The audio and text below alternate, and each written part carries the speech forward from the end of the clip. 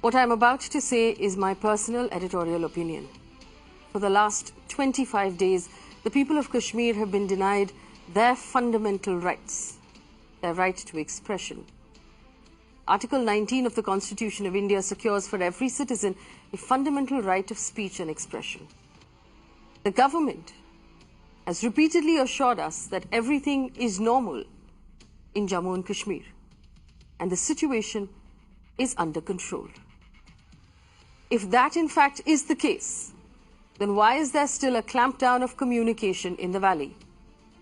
Why is there a lack of information flowing out of the state? Why are local elected leaders still in custody with no charges against them, and they haven't been presented in court, so they don't have their day in court? Our Constitution also lists out, along with rights, fundamental duties for each of us as citizens. Along with respecting the flag and the national anthem, it asks us to, and I'll quote it, the Constitution says that it is our duty to strive towards excellence in spheres of individual and collective activity so that the nation constantly rises to higher levels of endeavor and achievements.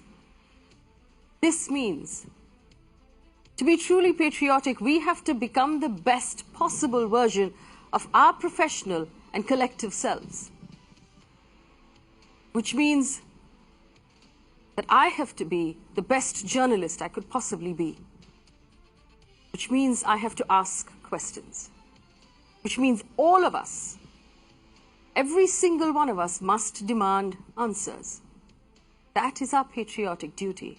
Who will dismiss me as biased or maybe even anti-national? So be it. But before you do so, do not dismiss the question. Consider the question I'm about to ask you simply on its merit. And do not consider the question based on the source on which it's coming from. And I am not questioning the government's decision on Article 370. That is a question for the judiciary to answer. My question is simply about the fundamental rights of my fellow citizens. They are unable right now to speak for themselves, and so I speak for them. And I ask you at home to please do the same. Here are the questions. When will the shutdown of communications and the restrictions in Kashmir end? When will the children go back to school? When will the shops reopen? When will the doctors in the hospitals have access to telecommunication and medicines? What is the plan going forward? Our government must come out and speak to us as citizens and offer us clarity on the roadmap, a blueprint on when the comms shutdown in Kashmir will be lifted, when the fundamental rights of the citizens of Kashmir will be returned to them.